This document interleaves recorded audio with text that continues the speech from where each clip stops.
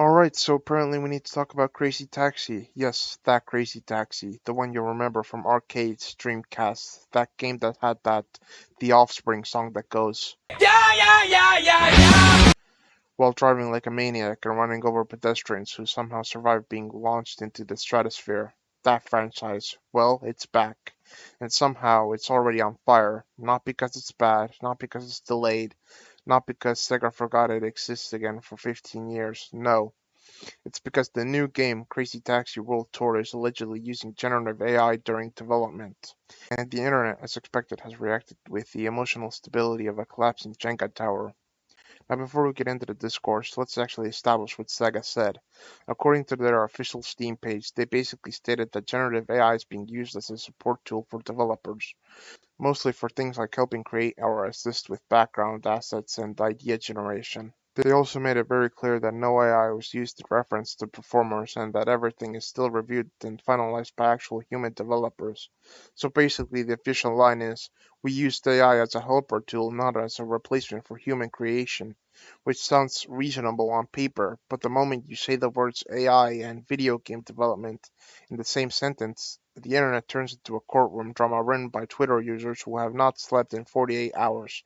So instantly the discourse begins. People see AI generated background assets and suddenly the game is not just controversial, no, it becomes soulless, corporate slop, artist replacement simulator, end of gaming as we know it, and someone inevitably compares it to a machine stealing art from starving painters in the Victorian era. You know the drill. And to be fair, part of the backlash comes from the fact that Sega didn't exactly present this in a subtle way. They didn't bury it, they didn't hide it, they basically put it on a Steam page like, yeah, we use generative AI, but don't worry, it's just for support stuff. Which in 2026 internet terms, it's basically the same as walking into a crowded room and yelling, I have done something morally questionable, please discuss. Now, here's where things get more interesting because the game's director, Kenshi Kano, came out and clarified that AI wasn't actually being used to directly create final assets. Instead, artists would generate AI images as reference material and then manually draw or build the actual in game assets based on that. So, in simpler terms, AI is basically being used like a really fast, slightly unhinged Pinterest board. It's not press button, get game asset. It's more like here's a weird AI generated taxi with 5 wheels and no roof. Now please draw a normal taxi based on that, which is honestly kind of funny. But of course, the internet doesn't operate on nuance. Nuance is basically a mythological creature at this point, so instead the discussion becomes extremely binary. Either AI bad, game ruined, boycott Sega forever, or you're overreacting, it's just a tool, everything uses AI now anyway. And both sides are arguing like they're defending their favorite football team during a divorce trial. Now, the funny part is that this isn't the first time Sega has been involved in AI related controversy. Apparently, they've already experimented with generative AI tools in other internal projects, and executives have openly said that they want to leverage AI where appropriate, which is corporate speak for we are going to use this technology whether you like it or not, but we will phrase it politely so shareholders don't panic. But the real issue people are reacting to isn't just the AI itself, it's the implication. Because when gamers hear AI is used in development, they don't imagine reference images, brainstorming tools, concept acceleration. They imagine entire environments generated in 3 seconds, artists replaced, dev teams cut in half, and a future where every game is just prompt, make GTA but neon and legally distinct. And to be fair, that fear isn't completely random, because the gaming industry has been increasingly automating parts of development for years already. Procedural generation, asset reuse, machine learning upscaling, it's not new. But generative AI feels different to people. It feels like it crosses a line from a tool that assists creativity to a tool that replaces decision making. Even if in this specific case Sega is insisting that this isn't happening. Then you also get the classic internet escalation cycle. Someone posts, I don't like that AI is used in this game. Then someone replies, you're literally insane. Every company uses AI. Then someone else replies, if you support this, you hate artists. Then someone else replies, actually, some artists use AI too.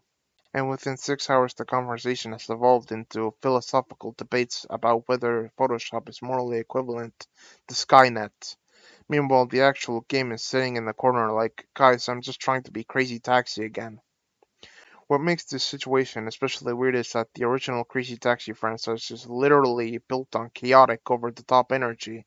It was never exactly a symbol of handcrafted realism. It was arcade chaos, loud music, absurd physics, and a taxi driver who drives like they are actively trying to destroy insurance companies.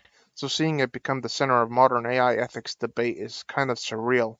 Now, to be clear, there is a legitimate discussion to be had here, because even if AI is only used for reference material, it still raises questions like how much influence should AI generated content have in creative workflows? At what point does reference become co creation? And does disclosure matter if the final output is still human made? Those are actually interesting questions, but the internet unfortunately tends to skip step one and go straight to this is the end of art within approximately 12 seconds of reading a headline. And the funniest part is that Sega's clarification actually makes it even more confusing for people, because they say AI is used for background assets, but also used as reference, but also everything is reviewed by humans, but also subject to review. So instead of calming people down, it's just created a giant gray area where nobody can actually agree on what's happening.